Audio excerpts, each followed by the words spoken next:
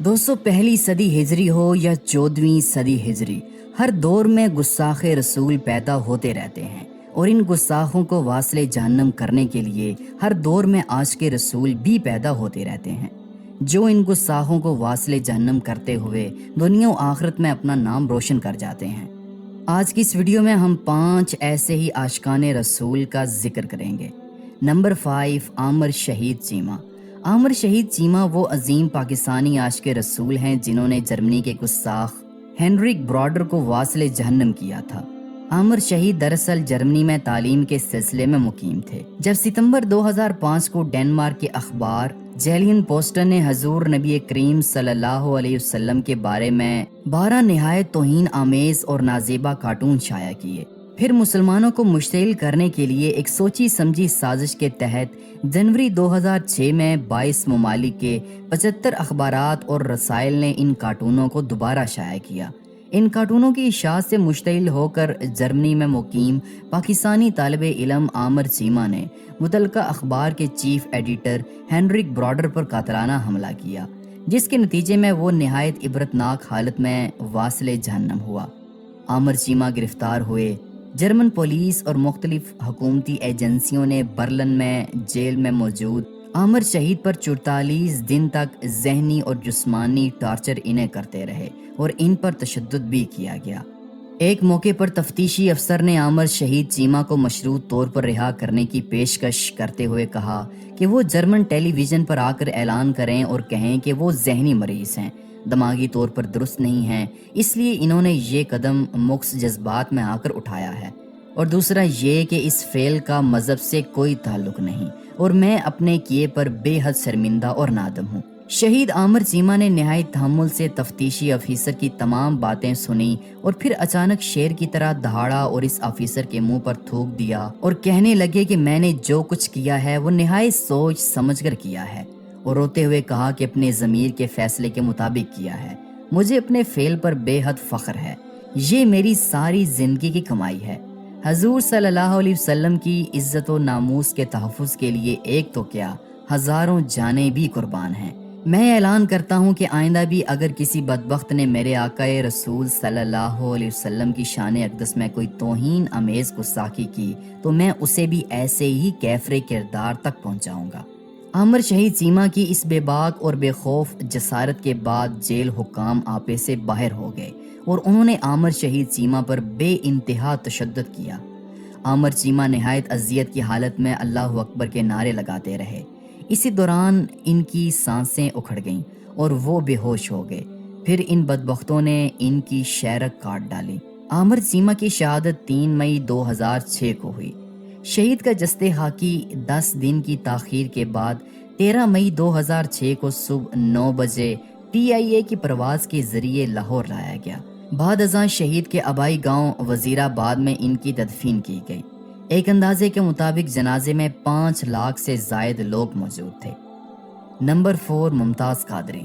2011 کا سال مسلمانوں پر ایسا کڑا گزرا ہے کہ اس وقت کے حالات اور واقعات سے یوں محسوس ہوتا تھا کہ دین دشمن، کفار اور شاطم رسول گروہوں نے بیک وقت اسلام اور پیغمبر اسلام اور مسلمانوں کے خلاف گستاخانہ خاکے بنا کر ایک یلغار کر دی تھی۔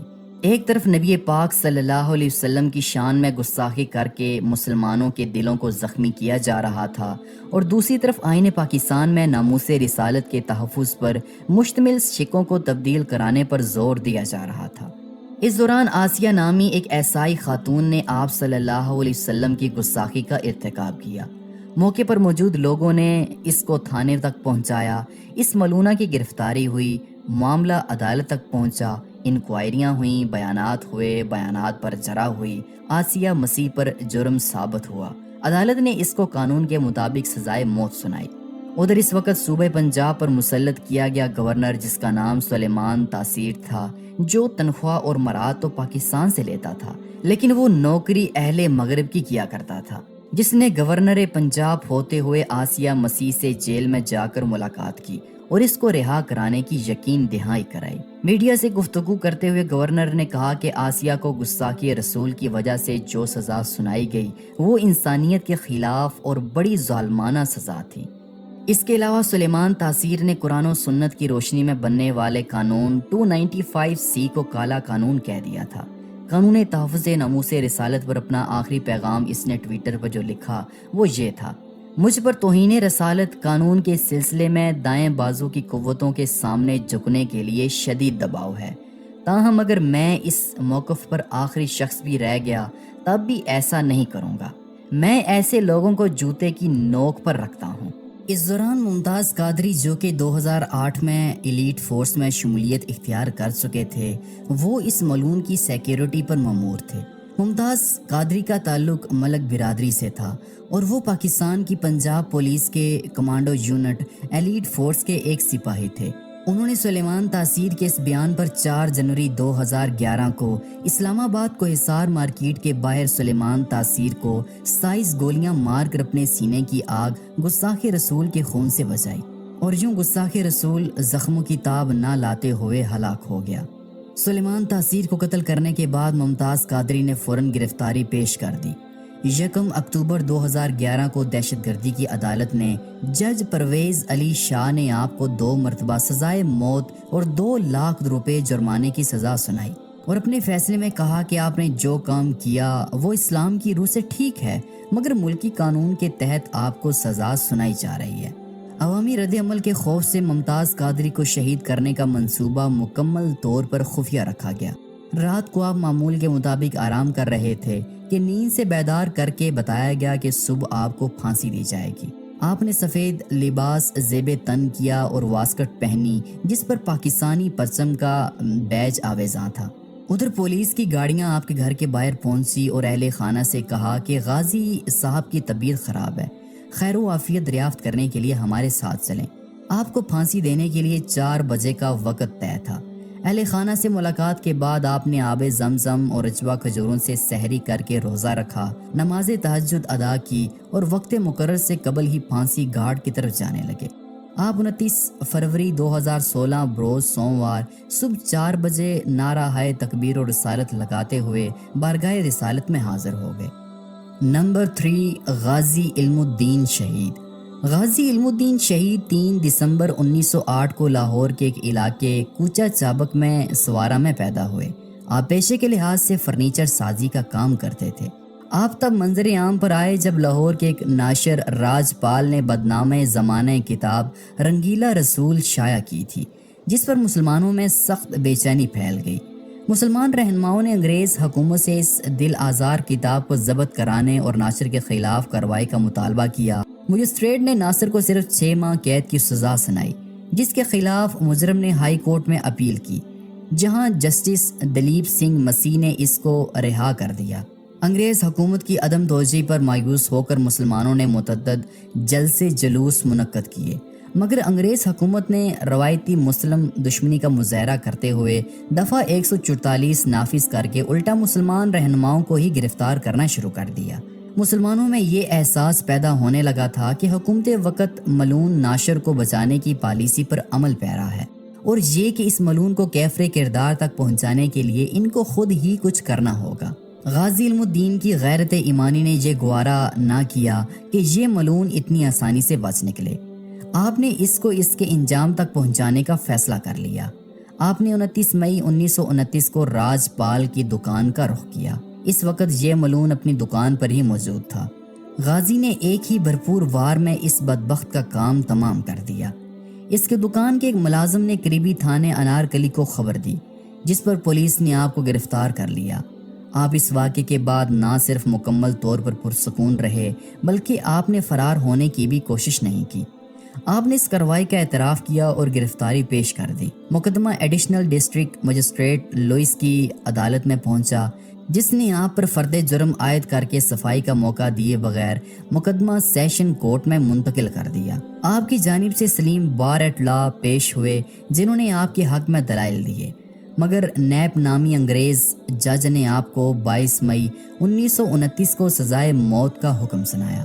مسلمانان لاہور نے فیصلہ کیا کہ سیشن کورٹ کے اس فیصلے کے خلاف ہائی کورٹ میں اپیل کی جائے، اور اس مقدمے میں غازی کی وکالت کے لیے شوہر آفاق وکیل محمد علی جناح کو نامزد کیا گیا۔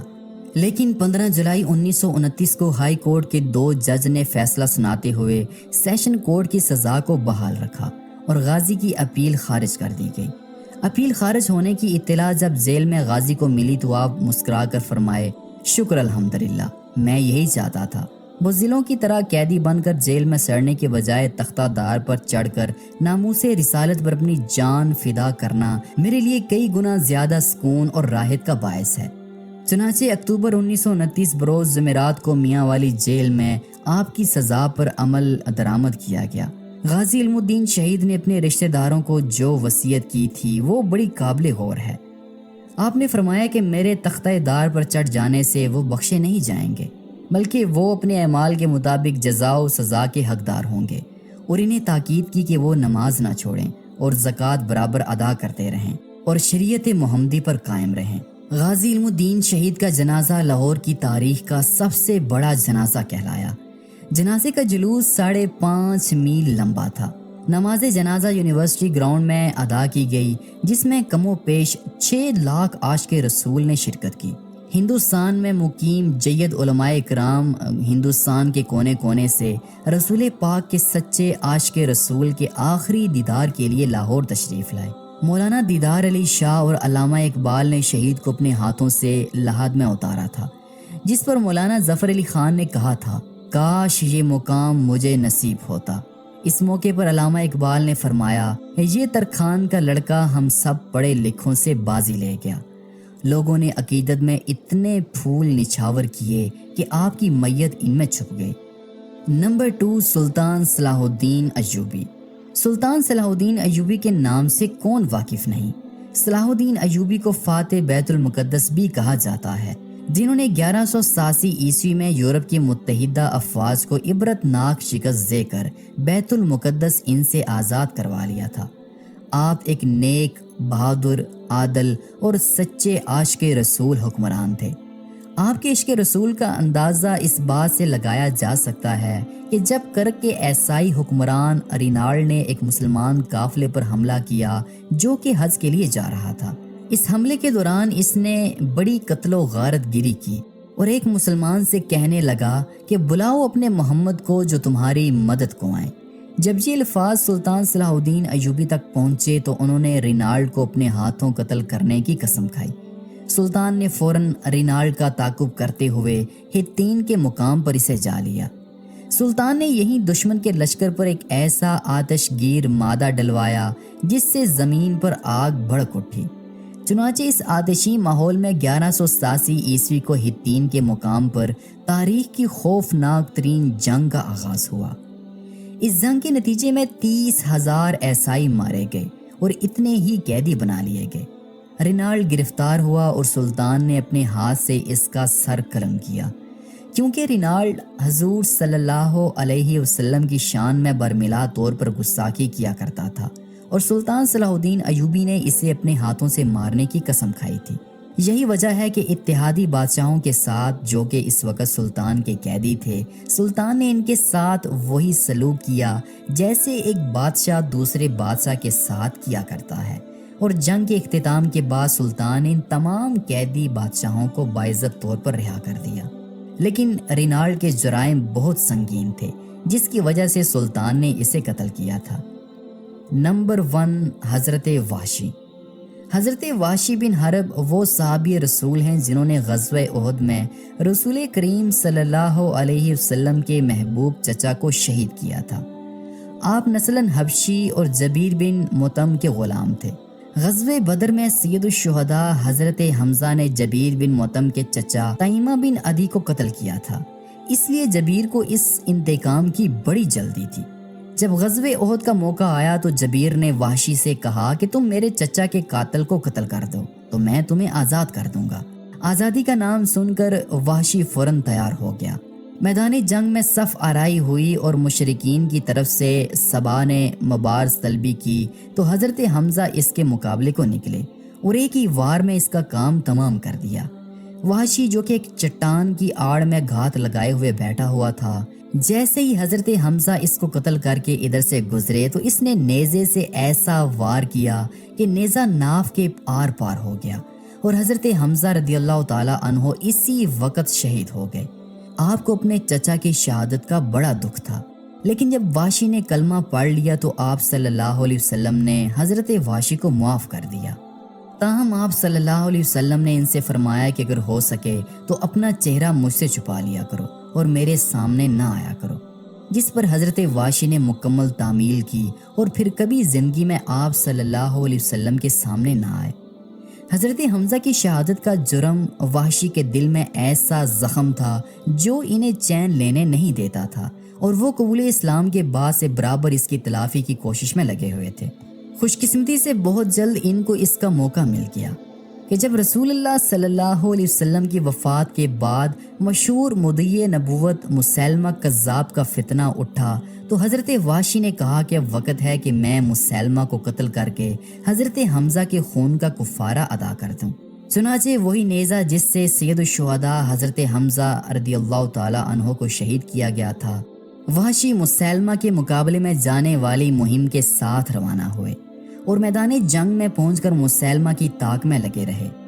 وہ ایک دیوار کے سوراخ کے پار نظر آیا، سو حضرت واشی نے نیزہ تان کر اس کے سینے پر ایسا وار کیا کہ نیزہ سینے کے آر پار ہو گیا۔ جو کچھ کمی رہ گئی تھی اس کو ایک انصاری نے بڑھ کر پورا کر دیا، اور یوں حضرت واشی نے اسلام کے سب سے بڑے دشمن کا خاتمہ کر دیا۔